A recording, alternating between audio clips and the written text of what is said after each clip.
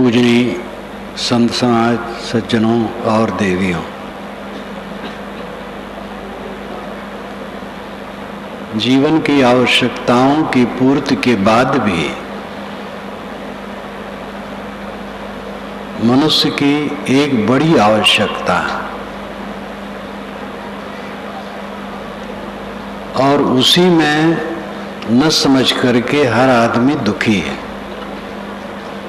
जीवन की आवश्यकताएं बहुत थोड़ी हैं। थोड़ा सा भोजन, थोड़ा कपड़ा और सोने की छोटी जगह। लेकिन जो मनुष्य का मन है उसमें अभाव, रिक्तता, असंतोष ये बराबर बना रहता है। इसको पूर्ण करने के लिए सही समझ न होने से अनेक विषयों में वो लगता है। काम भोग में लगता है, शरीर की आवश्यकता थोड़ी होती है, मन की रिक्तता, मन का असंतोष, मन का अभाव ये भयंकर है। और इसी को पूर्ण करने के लिए लोग अनेक काम करते हैं। काम भोग से इसको पूरा करना चाहते हैं, स्वाद भोग से पूरा करना चाहते हैं, रूप देख करके पूरा करना चाहते हैं। कुछ लोगों को गंध में भी आसक्ति होती है। एक सज्जन कहते थे कि सोने के पूर्व कपड़े पर इतर न छिड़क लूं तो नींद नहीं आती। गंध की आसक्ति कम लोगों में होती। शब्द, सम्मान मिले, पद मिले, बिना पद के कैसे रहा जाए। ऐसे विद्वानों को मैं जानता हूं कि जिस सरणी से उनको विश्वास नहीं है, पद पाते हैं तो उसमें चले जाते हैं।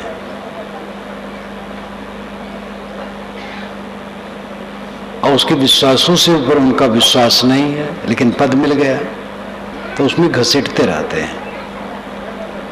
पैसे की हविस हो जाती है, गुरुवाई की इच्छा, गुरुवाई के लिए, महंती के लिए चालबाजियां की जाती हैं, फूट डाला जाता है, जबरदस्ती कब्जा किया जाता है, हत्या तक होती है। जगत गुरु पद के लिए मुकदमे चलते हैं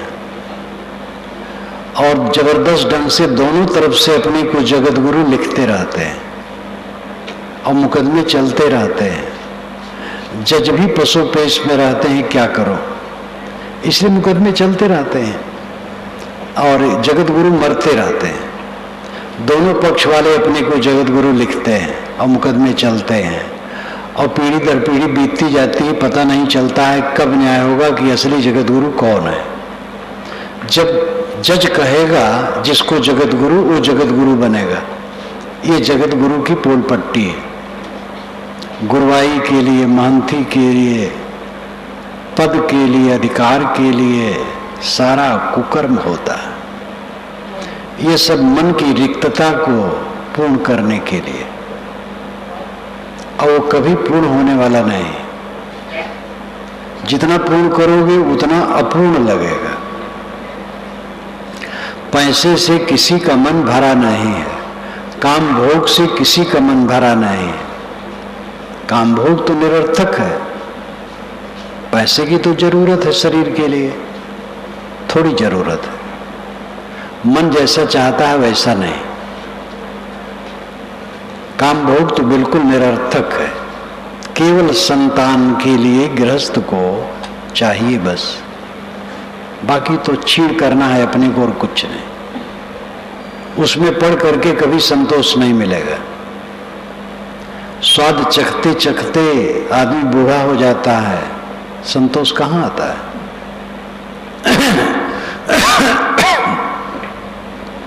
अपने मन के अभाव को पूर्ण करने के लिए मनुष्य अनेक विषयों को पकड़ता है, यही उसका अज्ञान है, अविद्या है। मन की रिक्तता, मन का अभाव, मन का असंतोष कैसे मिटेगा? त्याग से, दूसरा रास्ता है ही नहीं। त्याग से मन का असंतोष मिटेगा, न चाहना, इच्छा न करना। इच्छा न करेंगे तो काम कैसे चलेगा? इच्छा इच्छा में अंतर है। आप लोग सत्संग की इच्छा से यहां आए हैं, भूख लगती है, भोजन की इच्छा होती है, शुद्ध इच्छा की जरूरत है।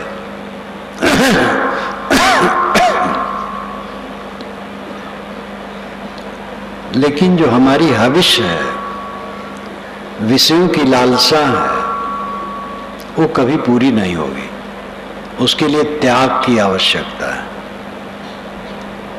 पहली वाली इच्छा इच्छा नहीं है, आवश्यकता है। आवश्यकता और इच्छा में फर्क है। आवश्यकता अपने आप पूर्ण होती है और इच्छा की पूर्ति जान देने पर भी नहीं होती है। सदैव आदमी दुखी रहता है। त्याग के बिना कभी कोई सुखी हो ही नहीं सकता है। त्याग कैसे किया जाए? दुनिया का चक्कर मकर देख करके मन खींचता है, लेकिन जिसमें हम चमक दमक देखते हैं, भोगों से किसी की तृप्ति कभी नहीं होती। चमक दमक में जो हमारा मन लगता है, चमक दमक की पोल पट्टी समझने की चेष्टा करनी चाहिए। जिसमें हमें चमक दमक दिखाई देता है वो क्या है? मिट्टी, पानी, आग, हवा और आकाश, ये 5 तत्व हैं। आकाश शून्य है, उसमें कोई क्रिया नहीं है, इसलिए उसका कोई परिणाम नहीं है, शून्य। जो द्रव्य हैं वो 4 हैं, मिट्टी, पानी, आग, हवा।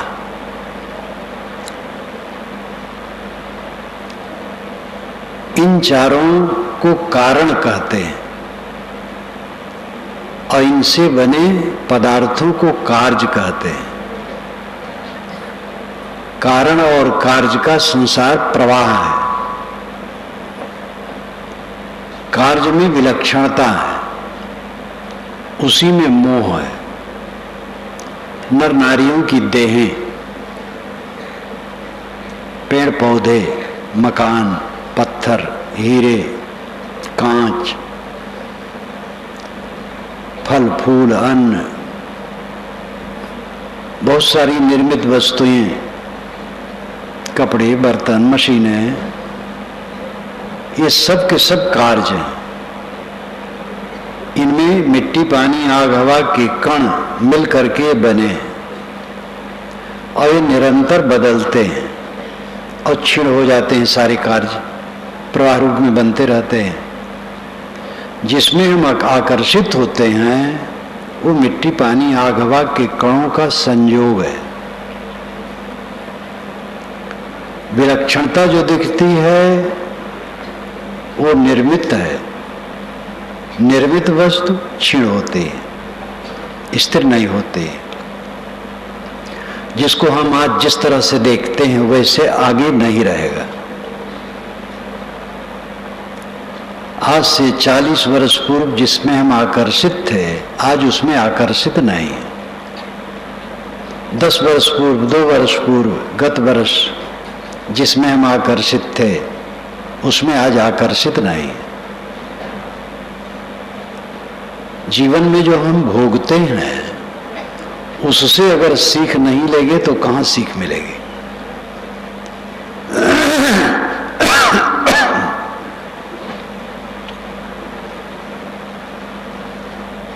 भोजन करते हैं, स्वाद के चक्कर में ज्यादा खा लेते हैं, परेशानी होती है, उठने बैठने लेटने सब में परेशानी होती है। तो अगली मीटिंग में तो सावधान होना चाहिए। जो अपनी त्रुटियों से शिक्षा नहीं ले सकता वो कब सुधरेगा? हमने अपने जीवन में मोह किया है और मोह में कुछ नहीं रहा है, पीछे पता लगा है कि व्यर्थ रहा है, अनर्थ रहा है। सारे पदार्थों के अंतरतम में जाइए तो मोह अपने आप मिट जाएगा। सारे पदार्थ मिट्टी है, जो स्थूलता दिखती है वो केवल मिट्टी है। ढेर मिट्टी का हर आदमी है, बाद मरने के होता यही है, या तो तुरबत बनेगी जमी पर या चिताओं में जलना पड़ेगा। जिसको हम बहुत माल टाल मान रहे हो है क्या? सारे भोगों, ऐश्वर्यों, पदों, सम्मानों, प्रतिष्ठाओं का आधार शरीर है और शरीर कूड़े कचड़े की ढेर है। एक टोकरी कचड़ा है। कभी कभी दुर्घटना हो जाती है। इसी सुलम सराय में एक दुर्घटना हुई थी, तो गाड़ी का चक्का उसके ऊपर चल करके पीस दिया था, ट्रक का चक्का। तो कुदारी से उसके शरीर के मलबे को खुरच करके टोकरी में भरना पड़ा। सबका शरीर कूड़ा कचड़ा की एक ढेर है। ये जो सबसे बड़ा घमंड है उसकी ये दशा है।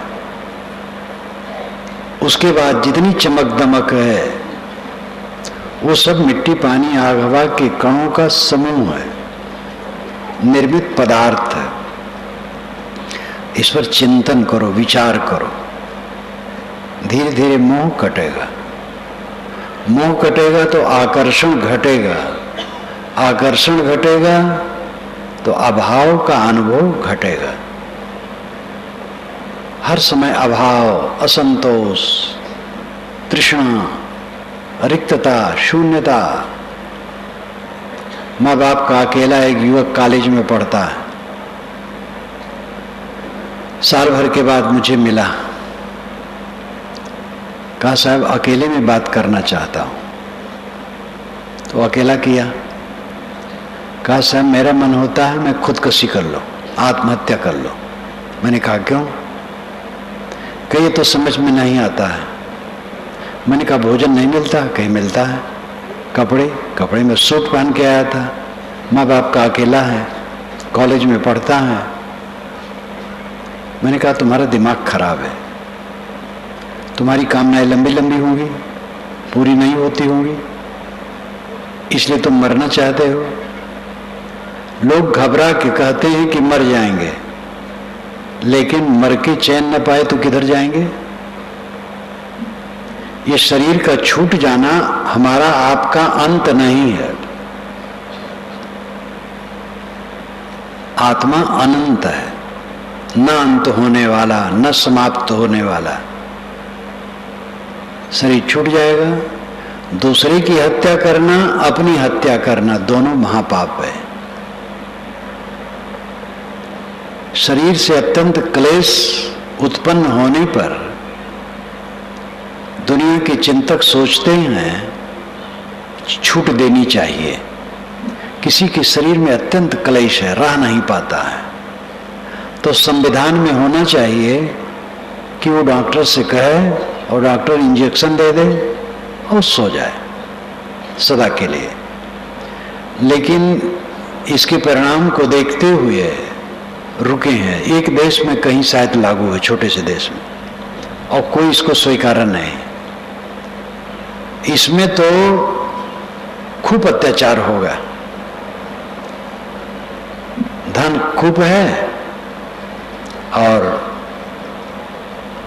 2-4 लाख रुपया दे दिया जाएगा डॉक्टर को, जाली दस्तखत करवा लिया जाएगा, दवाई दे दी जाएगी, मर जाएगा, लड़का बन जाएगा मालिक। और लड़का ही नहीं,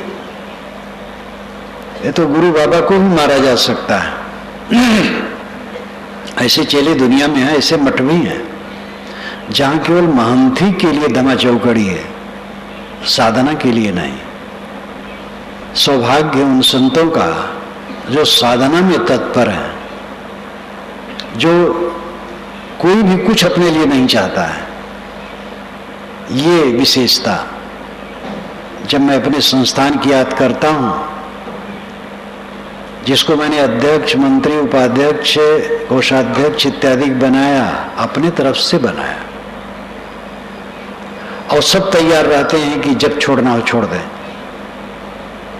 कुछ नहीं चाहते कोई, तत्काल 1 मिनट में कहूं सब छोड़ दो, तुरंत छोड़ दें, अपने पास कुछ नहीं रखते हैं, जो उनको भी दक्षिणा चलती है सेवा में लगा देते हैं। ये वास्तविकता की बात है। ऐसे और जगहें भी होंगी और मठ भी होंगे, केवल यही नहीं और भी जगहें हैं, लेकिन ऐसी जगहें कम हैं। कुछ जगहें हैं लालसा तो है, लेकिन उसको लेकर के पाप नहीं करेंगे। और इतनी इसी जगहें हैं जहां षड्यंत्र ही चलता है मानती और गुरुआई के लिए, और महा पाप होते हैं। इसलिए सरकार ये कानून नहीं बना रही। शारीरिक पीड़ा से अत्यंत उत्तप्त हो, पीड़ित हो, तो कानून हो कि वह अपना बयान दे दे कि मैं मरना चाहता हूं, और फिर उसको दवाई दे दी जाए, इंजेक्शन दे दिया जाए। आजकल तो ऐसे इंजेक्शन है कि जिसको लगा देने पर उसको तकलीफ भी नहीं होगी, सो जाएगा बस। लेकिन इसके दुरुपयोग को देख करके विध बनाने वाले स्वीकार नहीं करते। आत्महत्या पर हत्या दोनों पाप है। आजकल आत्महत्या खूब चल रही है, क्योंकि चक्कर मकर बहुत बढ़ गया है, मन पूरा नहीं होता है, इसलिए लोग आत्महत्या खूब करते हैं।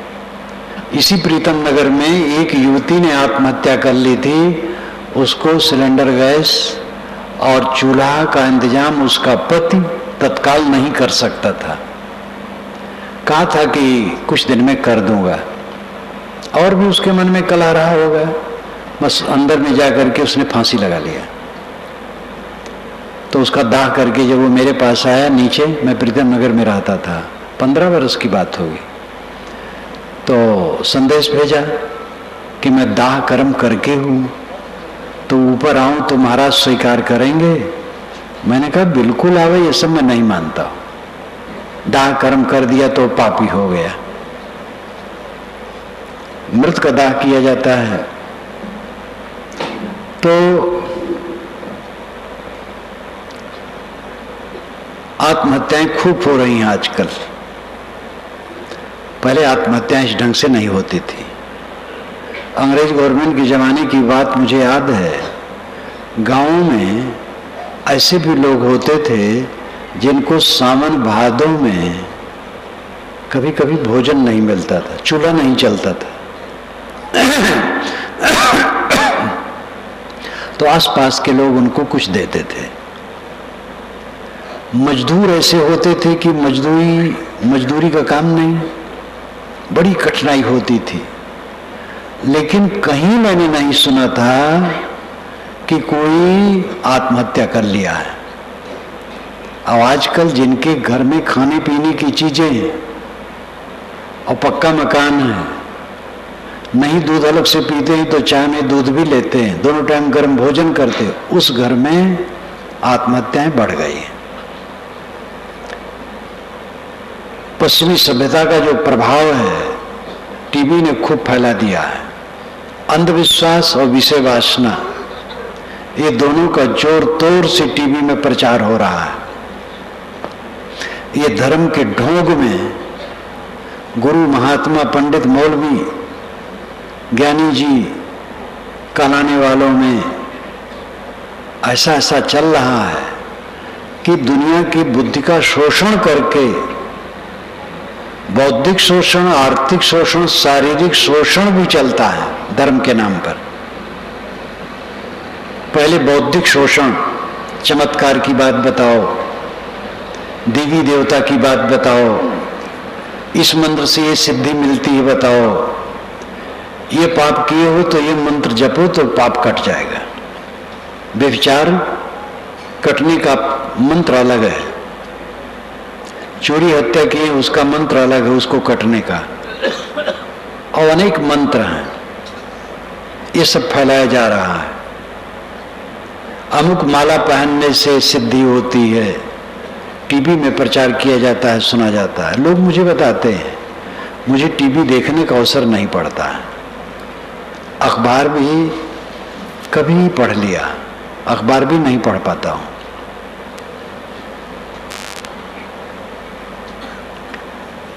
अखबार भी नहीं पढ़ पाता हूं।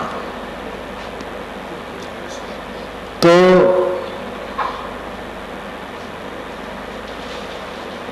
चमत्कार और विषय वासना, ये दो का प्रचार बड़े जोरों से है। पश्चिमी सभ्यता का प्रभाव तो शहरों में ऐसा है कि शहर वाले जिनको धनी कहते हैं, उनमें बच्चे हिंदी बोलना भी अब नहीं जानते, केवल इंग्लिश बोलते हैं। और उनके यहाँ सब जो कुछ मनाया जाता है यूरोपीय ढंग से मनाया जाता है। जन्म दिवस, बर्थडे घर में अब नहीं मनाते, होटल में मनाते हैं। घर में जबकि 1000-2000 में 1000-2000 के खर्च से पकवान बनाएं तो घर भर खाएं, नौकर मजदूर सब खाएं जो घर में रोज रहते हैं।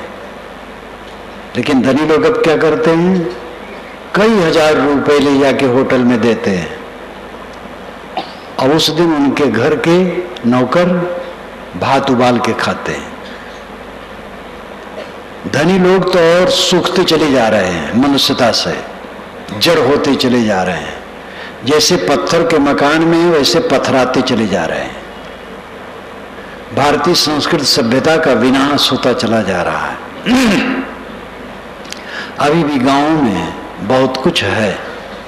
मैं तो कलकत्ता में था, तो कलकत्ता के एक विदुषी ने ही लिखा था, मैं अखबार में पढ़ा कि भारतीय सभ्यता और संस्कृत का अंश अब जो कुछ बचा है देहात में है, और शहर में जिनको आप बहुत अगुआ कहते हो उनके यहाँ तो उड़ गया है। और टीवी ने जो अनर्थ किया, हद किया है। विषय वासना की वृद्धि और चमत्कार की वृद्धि। अब चमत्कार, महात्माओं के नाम पर चमत्कार, जो जीवन भर वैराग्य में रहे। शिरडी के साईं जी महाराज, साईं बाबा वैरागवान पुरुष थे। मेरा साक्षात्कार नहीं था, मुझे ज्यादा तो पता नहीं, लेकिन वो वैरागवान थे। उनके नाम पर सुनता हूं चमत्कार का इतना प्रचार किया जा रहा है टीवी में आजकल।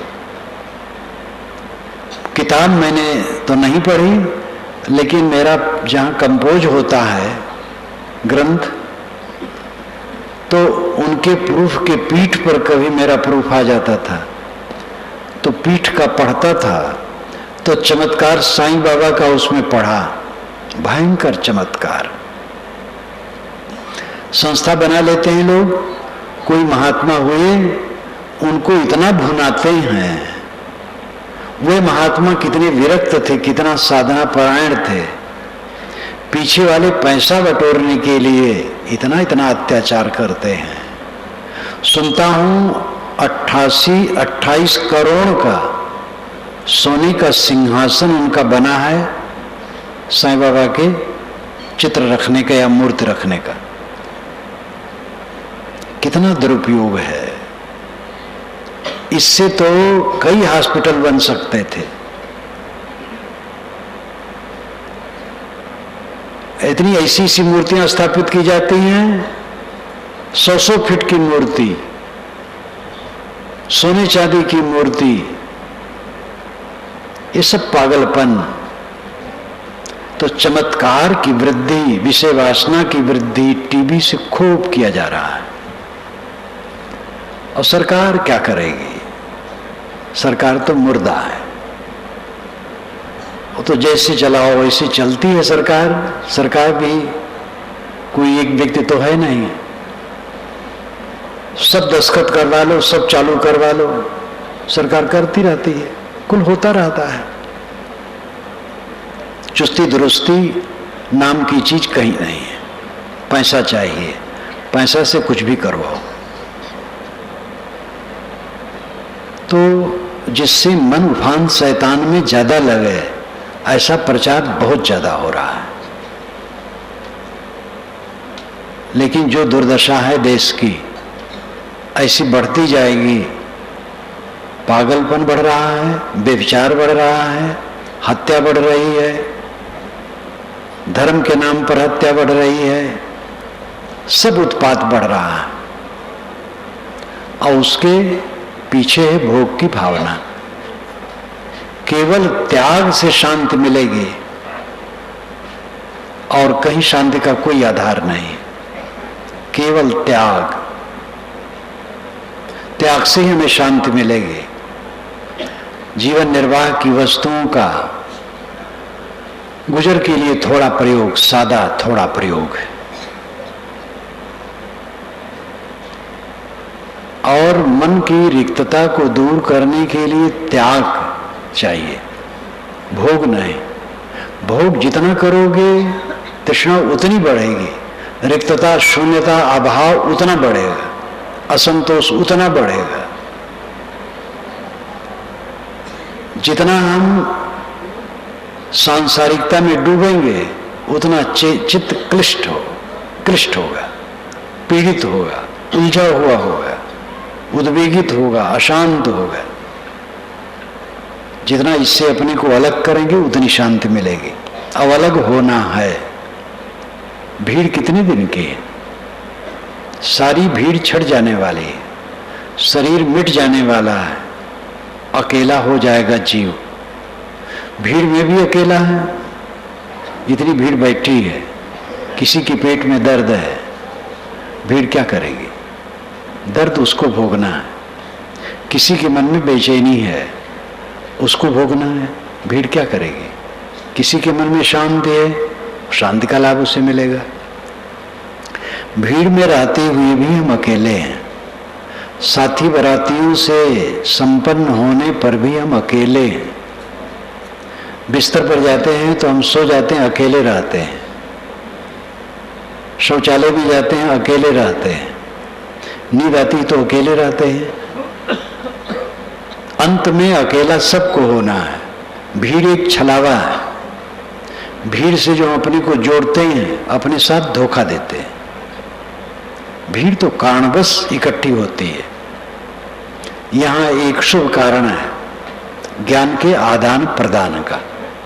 आप लोगों को धन्यवाद है, कहाँ कहाँ से आप आते हैं, कितना कष्ट उठा करके। भीड़ में स्वाभाविक व्यवस्था उतनी नहीं हो पाती है।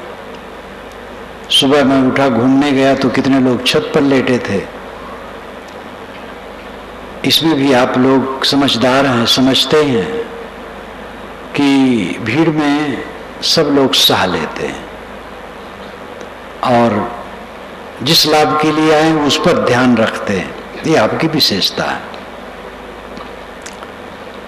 कहीं की भी भीड़ हो, किसी मकसद से भीड़ होती है और भीड़ छट जाती है। जीव के साथ में भीड़ रहने वाली नहीं है। जीव के साथ में कोई लौकिक उपलब्धि रहने वाली नहीं है, कोई पद रहने वाला नहीं है। बड़े बड़े अफसर हैं, रिटायर होते हैं, असंतोष में पीड़ित होते हैं, मिलने आते हैं। कमिश्नर हैं, कलेक्टर हैं, उनको लगता है, कहते महाराज बोर बहुत हो रहा हूं। अब पद पर थे तो सुबह होते ही लाइन लग जाती थी दरवाजे पर। अब कोई पूछने वाला नहीं है, बोर होते हैं, क्योंकि अपने अकेलेपन का अनुभव उन्होंने किया कभी नहीं। अपने आत्मा के विषय में कभी सोचा ही नहीं, मैं अकेला हूं, आत्मा के साथ कुछ नहीं। कर्म के अनुसार ये देह बनी है और देह के कारण प्राणी पदार्थों का संबंध हुआ है। हुआ है और एक एक छट रहा है और छटते चला जाएगा और छट करके रहेगा। कितना कोई दुलरुआ बने, मेरी पत्नी का मैं प्राणाधार हूं, या कोई दीवी कहे मेरा पति तो मुझे अपने सिर पर रखना चाहता है, कोई गुरु कहे हमारे बहुत अनुगामी हैं, हमारे शिष्य हमें हाथों पर रखना चाहते हैं, कोई नेता कोई धनी कितना दुलरुआ बने, मैं बहुतों को दुलारा हूं, झूठा है। ये कुछ रहेगा नहीं किसी का, शरीर गलेगा, बूढ़ा होगा या बीच में मर जाएगा, नहीं तो बूढ़ा होके मरेगा। सारे रंग में भंग होना सबका पक्का है, इस अटल नियम को कोई टाल नहीं सकता है। इस बात को हम पहले समझें, अंत में होने वाली दशा को पहले समझें। अगर ये बात समझ जाएं तो दुनिया में पाप न हो। कुछ लोग कहते हैं ऐसा समझेंगे तो गतिशील नहीं रहेंगे, उत्साहहीन हो जाएंगे। ऐसा प्रश्न वही करते हैं जो दुनियादारी में डूबे हैं, उनको अनुभव ही नहीं है। दुनिया में जितने ज्ञानी पुरुष हुए हैं अत्यंत गतिशील हुए हैं। कबीर साहब ने कहा, झूठ झूठा कह डार हूं, मिथ्या यह संसार।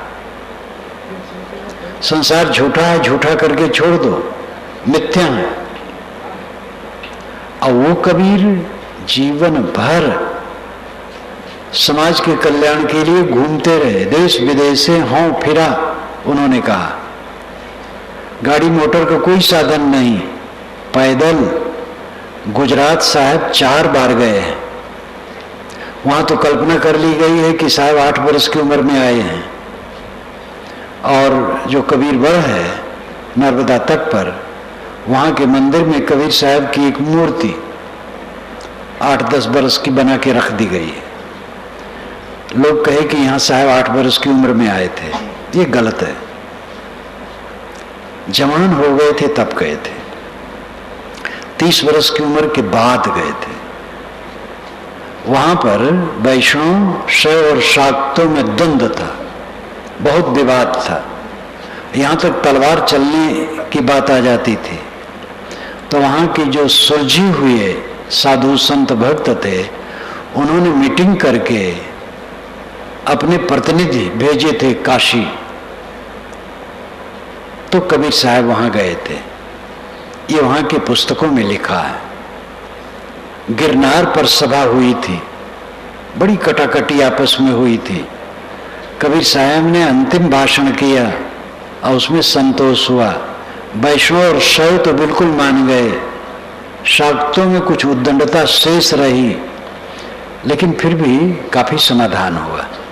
4 बार साहब गुजरात गए। जब उनकी उम्र 119 वर्ष की हो गई थी, 119 वर्ष 7 महीने 25 दिन रह करके उन्होंने शरीर छोड़ा। जब 119 वर्ष की हो गई थी, तब वे काशी से मगहर इसलिए गए कि ये अंधविश्वास टूटे कि काशी में मरने से मोक्ष होता है और मगहर में मरने से गधा होना होता, और चल दिए।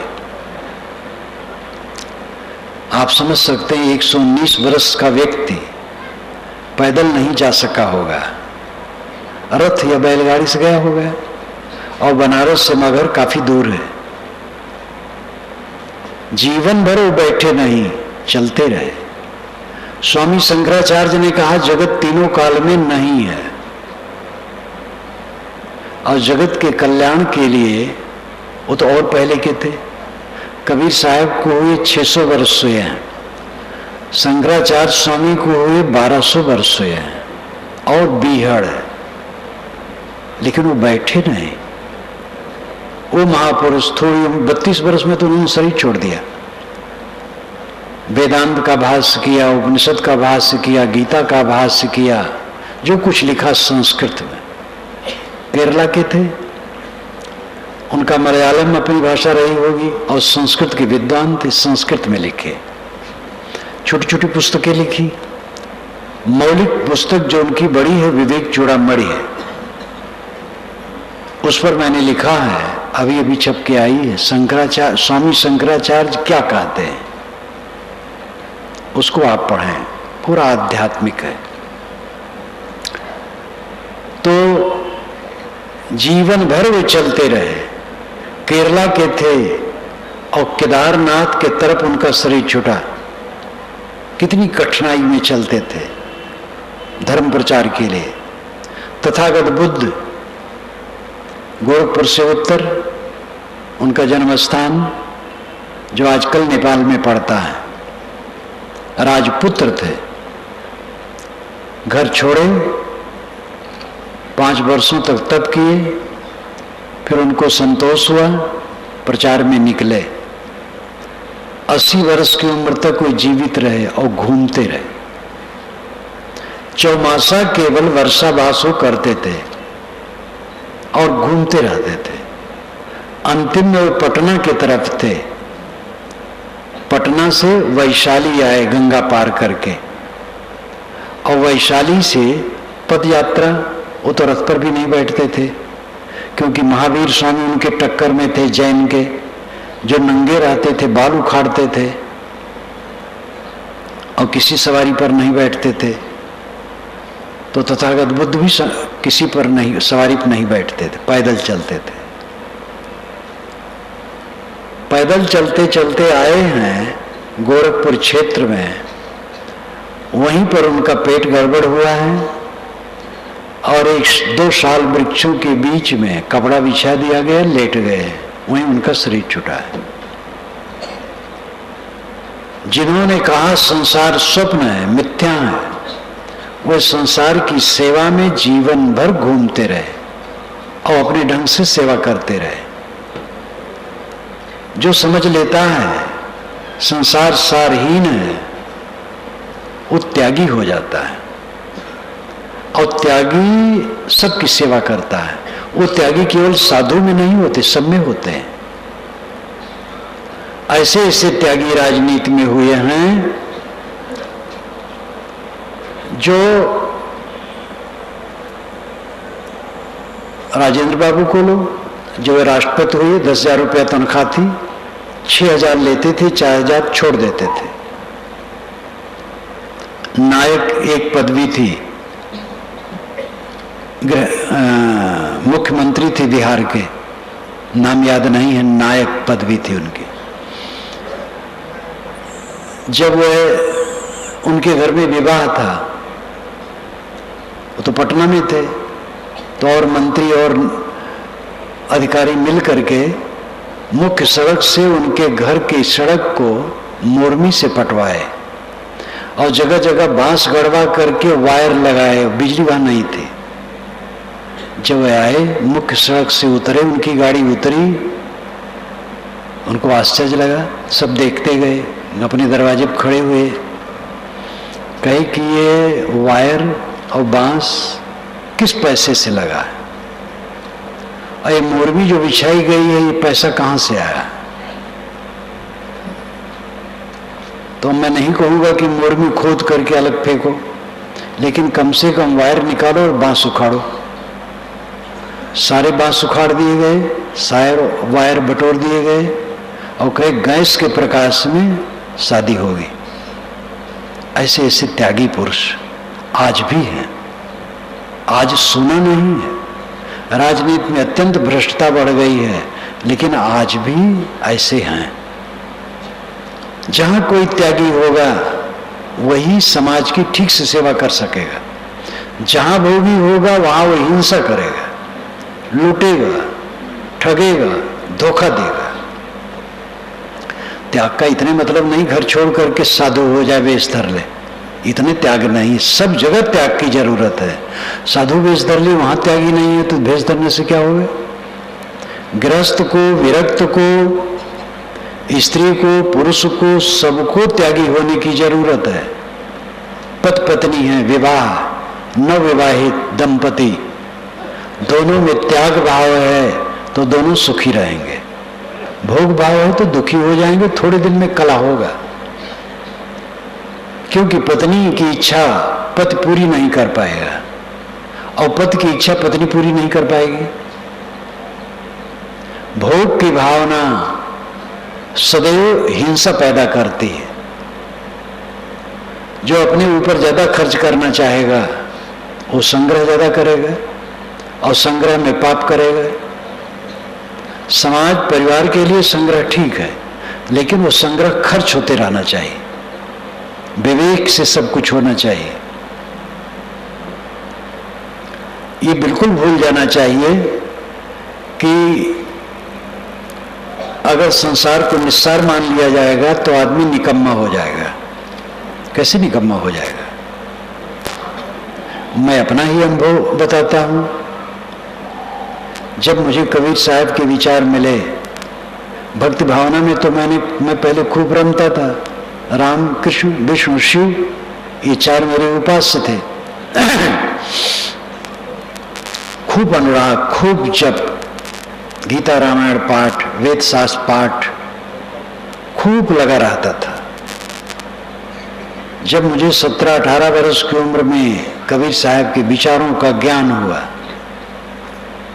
तब बातें साफ आने लगी। पहले तो चौंक हुई, जो मैं मानता था उसका कई का खंडन समझने लगा तो समझ आई। पुराण में पढ़ता था परम पद निर्वाण को प्राप्त हो गए, भगवान के धाम में चले गए। तो मैं सोचता था ऊपर कोई लोक होगा, वहां पर बहुत अच्छी गद्दी लगी होगी, वही परम पद होगा। कबीर साहब की वाणी पढ़ी तब बात समझ में आई। उपनिषदों में इसकी चर्चा है, लेकिन पंडितों ने उपनिषदों का विस्तार नहीं किया। उससे उनको फायदा नहीं था, कर्मकांड से फायदा था। कबीर साहब की वाणी जब पढ़ी तो बात समझ में आई। तो मुझे लगने लगा गृह त्याग की जरूरत है, गृह में रह करके काम नहीं होगा। लेकिन जो मेरा मोह है ये बड़ा जटिल है, कैसे छोड़ूंगा? अत्यंत मोह है। उस उम्र में मैं ही घर का प्रबंधक था, तो बेचैनी हो जाती थी। कभी कभी अकेले में रात, पहले तो भगवान के लिए रोता था, अब रोना होता था कि कैसे त्याग हो गया। अकेले में दिखावा कभी नहीं किया और ये मेरा अनुराग चलता गया। लेकिन मेरे मन में संकल्प था कि कदम तब उठेगा जब मोह बिल्कुल मिट जाएगा, यहां के लिए कुछ नहीं लगेगा, तब कदम निकलेगा। और इस अनुराग में मैं साधना करने लगा। मुझे याद है ये समय जो बीत रहा है, इसके 2 घंटा के पहले की बात, 10 बजे की बात होगी। चैत का महीना होगा। एक संत पारखी आए, नाम भी उनका पता नहीं, गेहुआ रंग के, मझले कद के, हल्के बदन के, 50 की उम्र करीब। थोड़ा सा सामान लिए थे।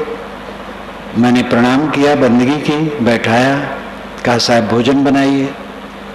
कहे भोजन एक खुराक बनाना है, बना लेंगे, बैठो, पूछना हो पूछो। मैंने कहा महाराज जो समझना था समझ लिया, ये मोह छोड़ना बड़ा मुश्किल है। बिना मोह छूटे काम नहीं बनेगा और मोह छोड़ना बड़ा कठिन लग रहा है। उन्होंने कहा जिस ढंग से तुम्हारा अनुराग है ऐसा छूटेगा कि तुम पता नहीं पाओगे कैसे छूट गया। ये वचन उनका कभी मुझे भूलेगा नहीं। 3 वर्ष पूरा हुआ और ऐसा लगता था कि मैं कहीं बैठा हूं, अपनों में नहीं हूं। और वहां से उठा और चला, न तब न अब 1 मिनट के लिए सिहरन भी नहीं हुई उधर के मोह के लिए। अब तो बहुत दिन बीत गए, सन 53 में छोड़ा हूं। मैं अपने मोह को जानता था, प्रबल मोह, और 3 वर्ष के अभ्यास में वो मोह एकदम खत्म हो गया। कैसे नहीं टूटेगा? मैं एक अभ्यास ज्यादा करने लगा था, सब मिट्टी है। परिवार वालों को मिट्टी समझता, मैं अपने शरीर को मिट्टी समझता था, मकान मिट्टी समझता था, बाग मिट्टी समझता था, और कल्पना करता था मिट्टी का धूल है और छीड़ छीड़ होकर के गिर रहा, गल रहा, सब मिट्टी है, सब मिट्टी है। मृत्यु का अभ्यास करता था, लेट जाता था और कल्पना करता था शरीर मर गया है। इतने दिन से मरने की कल्पना करता हूं, अभी शरीर नहीं मरा, बुढ़ा गया। तो ये भय क्या कि मरने की कल्पना करूंगा तो मर जाऊंगा, और मरने की कल्पना जो नहीं करेगा नहीं मरेगा, सब मरेंगे। संसार को सारहीन समझ ले तो गतिहीन हो जाएगा। गुरु जी की शरण में आया, जो बन सकता है करता रहा, आज भी कर रहा हूं, इस बुढ़ापा में भी काम कर रहा हूं, काम तो नहीं छोड़ा। सारहीन जगत को समझ लेगा वो निकम्मा हो जाएगा, बिल्कुल झूठी धारणा है। सारहीन जो जगत को समझ लेगा वो सबसे बड़ा सकम्मा हो जाएगा, अपने लिए और दूसरे के लिए। अमृत, अगाध अमृत के सागर में तभी हम निमज्जन कर सकेंगे जब संसार असार हरदम दिखाई देगा। संसार असार है, लेकिन हमारी घोर अविद्या है। घोर अविद्या के कारण से इसमें सार लगता है, बिल्कुल असार है। सब कुछ का विनशना पक्का है, सारी निर्मित वस्तुएं मिटती है। मिट्टी, पानी, आग, हवा, ये चार के अलावा कुछ नहीं। ऑक्सीजन, हाइड्रोजन, नाइट्रोजन का है तो कितना गिनाम है, 100 से अधिक है, नाम भी याद नहीं रहेगा। इसीलिए वैज्ञानिकों ने भी ठोस, तरल, वायव्य और अतिवायव्य ये 4 नाम रखा है। 100 से अधिक तत्वों को 4 में समाहार किया है ठोस, तरल, वायव्य, अतिवायव्य। हम लोग मिट्टी, पानी, आग, हवा कहते हैं। मिट्टी, पानी, आग, हवा के समुच्चय में वैज्ञानिकों के सारे तत्व आ जाते हैं। हमारे नजरों में जो कुछ दिखाई देता है केवल मिट्टी, पानी, आग, हवा के कणों का समूह है, और कुछ दिनों के बाद वही होके रह जाएगा। बचपन में मैंने जिनको देखा था, मिला था, प्रेम किया था, वो आज नहीं है। जवानी में जिनका संपर्क था उनमें बहुत लोग नहीं। मैं एक दिलचस्प बात बताऊं, बीजक टीका मैंने की बस्ती जिले में, अयोध्या से उत्तर बस्ती जिला है, शंकर भक्त के गांव पर, उनके घर पर, घर उनका हमारी कुटिया रहती थी। तो ऊपर तल्ले पर मेरे लिए सब व्यवस्था कर दी। मैंने वहां बीजक की टीका लिखी, जो पहली वाली टीका है, 4 बार छपी है, और विशेषर प्रेस काशी में उसको छपवाया। वो बीजक टीका भी अब नहीं है, क्योंकि मैंने बृहद बीजक टीका कर दी व्याख्या। अब व्याख्या चलती वो नहीं है, और जहां मैंने लिखा था वो मकान नहीं है। उनके भतीजे ने बढ़िया मकान अलग बना लिया, उसको आंगन कर दिया। वो मुझसे पूछे कि साहब वो जीर्ण है, मैंने कहा तोड़ दो। जिस मकान में रख करके मैंने बीजक लिखा था वो मकान नहीं है, आंगन है। और जिस प्रेस में मैंने छपवाया था वो विश्वेश्वर प्रेस नींव से तोड़ करके दूसरा मकान बन गया। न वो बीजक टीका है और न जहां मैं लिखा वो है, और जहां छपा न वो है। लेकिन बीजक टीका तो उसका विस्तृत रूप हो गया। मेरा शरीर भी आजकल में नहीं रहेगा, क्या रहता है? सब कुछ नश्वर है। इस चीज को निरंतर जो देखता है वो मोह नहीं करता है, मोह होता ही नहीं, करेगा क्या? तत्व दृष्टि ऐसी जग जाती है कि जो जहां जैसे है वैसे हरदम प्रतीत होता है, मोह होने का चांस ही नहीं रह जाता है। जीव निर्मल, निष्काम, अमृत। आप अमृत हैं, आप में कोई तकलीफ नहीं है। जितना उद्वेग है, जितना असंतोष है, जितनी रिक्तता है, जितना अभाव है केवल अविवेक से। मेहनत करो, आलसी न रहो, और जो मिले उसमें संतोष रखो। अपनी गुजर के लिए कम से कम और सादी वस्तुओं में संतोष रखो। अगर आपके पास चीजें ज्यादा हैं तो भी सादेपन में अपना गुजर करो, और वस्तुएं हैं तो दूसरे की सेवा में लगाओ। और जो उमंगे हैं, लालसाएं हैं, ये खाली मन शैतान का घर, हरदम अभाव का, असंतोष का अनुभव करता है, ये भोगों से पूर्ण नहीं होगा, योग से पूर्ण होगा, त्याग से पूर्ण होगा, अंतर संतोष से पूर्ण होगा, अंतर्मुखता से होगा। अंतर में लौटो। ग्रस्त विरक्त कहलाने वाले चमत्कार क्यों फैलाते हैं? क्योंकि धन जन ज्यादा इकट्ठा हो। अगर चमत्कार यहां फैलाया जाता, बहुत बड़ी फील्ड में पंडाल बनाना पड़ता, रिद्ध सिद्ध देने की बात आती। स्वयं धोखा खाओ, दूसरे को धोखा दो। सारा चमत्कार 16 आने झूठ है, चाहे वो किसी के नाम में लगाए गए हों। दुनिया के बड़े से बड़े नाम लेने की जरूरत नहीं, क्योंकि बड़े छोटे कहलाने वाले बहुत हैं। किसी के नाम में लगाए गए हों, सारे चमत्कार धोखाधड़ी छल कपट है। धार्मिकों द्वारा मनुष्य के बुद्ध के शोषण के लिए यह षड्यंत्र है। बुद्ध का शोषण, शारीरिक शोषण, आर्थिक शोषण, सब प्रकार का शोषण होता है।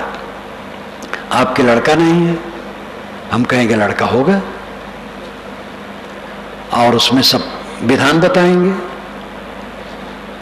बौद्धिक शोषण पहले किए, फिर आर्थिक शोषण, और शारीरिक शोषण भी इसमें चलता है जगह जगह, धर्म के नाम पर।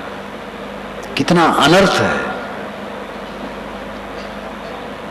अभी ध्यान शिविर लगा था तो एक युवक आया था, मेधावी, शिक्षित, अच्छा, समझदार। उसने सब देखा सुना, मुझे पहले से भी जानता था, फोन करके आया था और पुस्तकें देखी, सब कुछ देखा। मेरे पास कहा, साहब आपकी बात बहुत फैलनी चाहिए। फिर कहते कहते दबे जबान में कहा, साहब आप में थोड़ी सी ऐषणा होनी चाहिए। ऐषणा मतलब तृष्णा, थोड़ी तृष्णा हो तो ऐसा कुछ करें कि ये फैले। तो मैंने कहा, जो थोड़ी सी ऐषणा तुम कहते हो वही मेरे में हो जाए तो मुझे नरक में डुबाएगी। मैं गुरु बाबा रहूंगा, महात्मा रहूंगा, धर्मात्मा रहूंगा, लेकिन नरक में डूबा रहूंगा। तो एकदम सन्न हो गया। 1 सप्ताह तक रहा, फिर उसकी भाषा बदलती गई, मेरी बात तो समझता गया। अंत में गया तो कहा, साहब आपकी बात सच है। बहुत गुरुओं में घूमता है, प्रवचन भी करता है। धर्म के नाम पर बड़ी बड़ी धांधलियां चल रही हैं, बड़ा बड़ा धोखा है, सारे चमत्कार झुठाई है। किसी चमत्कार में प्रलोभन मत करो, किसी की महिमा में मत डूबो, मत भटको। महिमा झूठी है, भीड़ झूठी है, सारा संजोग झूठा है, सारा ऐश्वर्य झूठा है। जो आज है कल न रहे, सच कहाँ है? इसलिए जो चीजें उपलब्ध हैं उनका उपयोग करो समाज की सेवा में, और अपने आप को त्याग के जीवन में गतिशील करो। गृहस्थ विरक्त स्त्री पुरुष जहां जो हैं, संयमी बने, अंतर्मुख बने, और वो अपने मन में निश्चय कर लें कि त्याग से मन का असंतोष मिटेगा, भोग से बढ़ेगा। मैंने कहा था कि शरीर की आवश्यकता हमारी थोड़ी है, वो पूरी हो जाती है। मन की रिक्तता, मन का असंतोष, ये पूरा नहीं होता है। और इसी को पूरा करने के लिए अनेक विषय को लोग पकड़ते हैं। कोई काम भोग में जम के डट पड़े, तो कोई राजनीति में, तो कोई खूब पैसा कमाने में, तो कोई खूब चेला बनाने में, जैसे भी बने, और कोई मठ मंदिरों पर अधिकार करने में, तो कोई कहीं। ऐसे कभी किसी को संतोष नहीं मिला। संतोष मिलेगा जब अपने आत्मा को समझें। आपका स्वरूप निर्मल है, असंग है, अकेला है। मन, इंद्रियां, प्राण ये सब नकली है। ये हवा के झोंके के समान बह करके पता नहीं कहां जाएंगे आजकल में। और इन्हीं के द्वारा ये सारा प्रपंच सामने हो रहा है। ये सब खो जाने वाला है। ऐसा सब समय ख्याल रखो। भटको मत, चोरी न करो, व्यभिचार न करो, हत्या न करो, दूसरे को धोखा न दो, लाई लंगाई चुगलाई न करो, ईर्षा द्वेष न करो, ईमानदारी से कमाओ खाओ, अपनी कमाई का दूसरे की भी सेवा में व्यय करो। न व्यय कर पाओ तो किसी छीनो ना। और संसार की असारता को निरंतर समझो, जिससे चित्त अनासक्त हो। जितना अनासक्त होगा, अंतर्मुख होगा, अगाध अमृत सबके अंदर में भरा है। लेकिन मन बहिर्मुख है, तो उसका अनुभव कैसे हो? मैंने आपसे कहा था, जीवन गुजर के बाद मनुष्य के जीवन में जो दूसरी आवश्यकता है वो असंतोष को मिटाना है। वो भोग से नहीं मिटेगा, त्याग से मिटेगा। उस त्याग मार्ग के अधिकारी गृहस्थ, विरक्त, स्त्री, पुरुष सब है। घर छोड़ के कहीं चला जाना, कपड़ा बदल लेना, ये कुछ लोगों के लिए है जो ऐसा कर पावे सही। नहीं तो जो जहां है वहां रहें, वहीं रह करके त्याग करें, वहीं रह करके अपने को संभालें, अंतर्मुख हो, अंतर संतुष्ट हो। संतोष सुख है, रहो तो हृदय जुड़ा है।